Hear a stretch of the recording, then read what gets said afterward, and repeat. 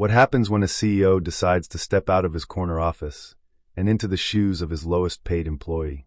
What happens when power meets humility, when success stares failure in the face? This is the story of a man who thought he knew everything about his business until he discovered the truth hidden in plain sight.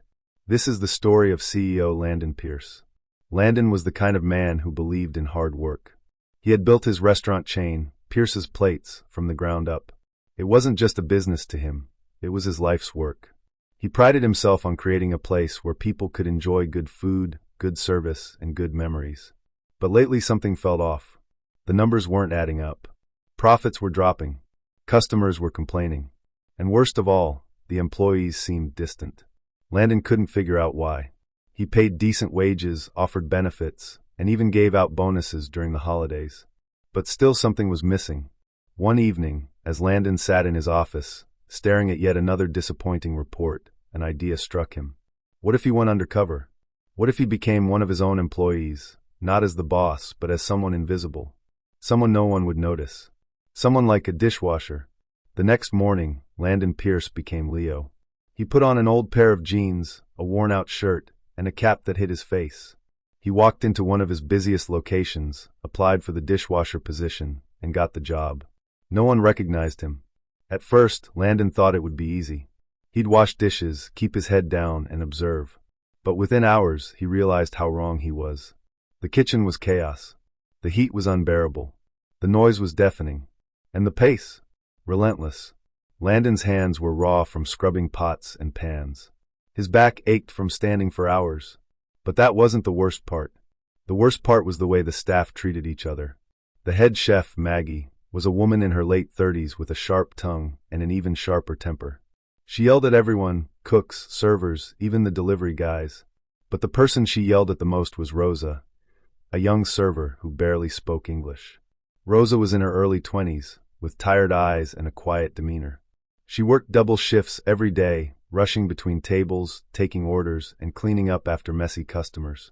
But no matter how hard she worked, it was never enough for Maggie. "Rosa, how many times do I have to tell you? The customers don't want to wait forever for their food. Move faster," Maggie snapped one afternoon. Rosa nodded, her face flushed with embarrassment. "I'm sorry, chef. I'll try harder." Landon watched this exchange from the corner of the kitchen, his heart sinking. He had no idea this was happening in his restaurant. No idea that his employees were living in fear of each other. As the days went by, Landon noticed something else. The staff was overworked and underappreciated. They barely had time to eat or take breaks. And when they did, it was in a cramped, dimly lit room that smelled of stale food. One evening, after a particularly grueling shift, Landon sat down next to Rosa in the break room.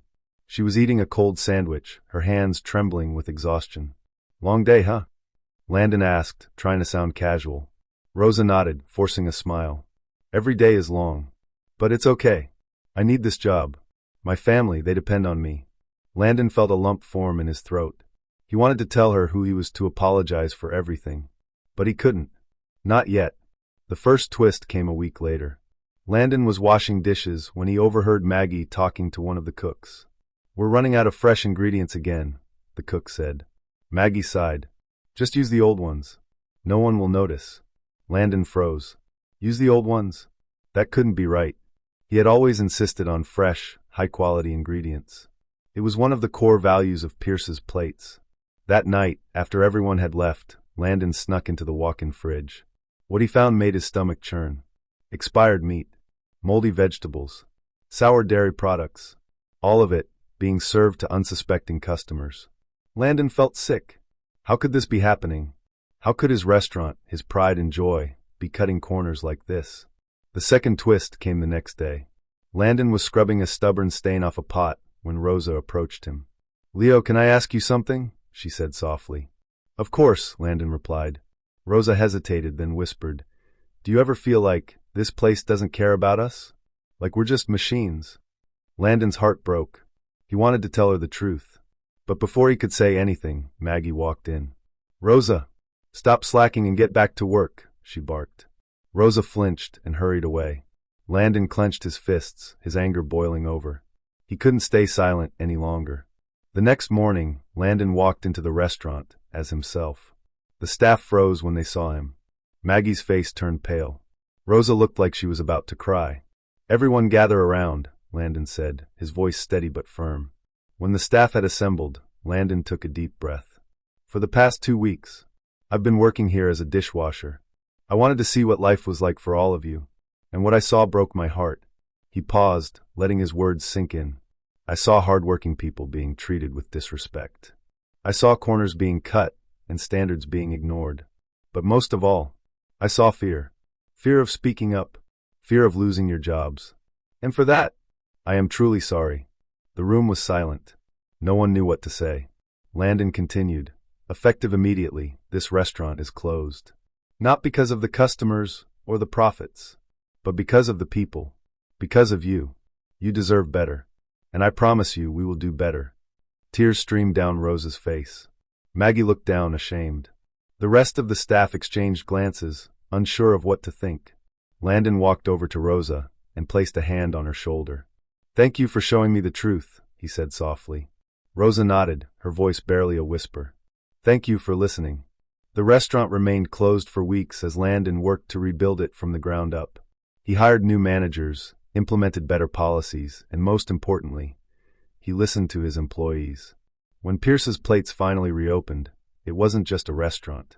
It was a family, a place where everyone, from the dishwasher to the CEO, felt valued and respected.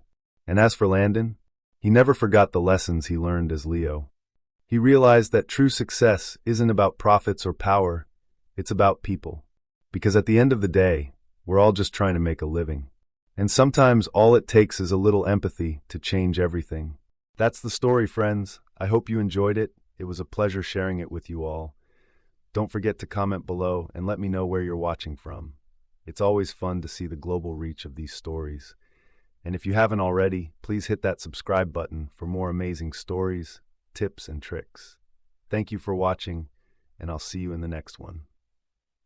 Bye. If you'd like to show some extra love, tap the 3 dots near the share button and send a super thanks.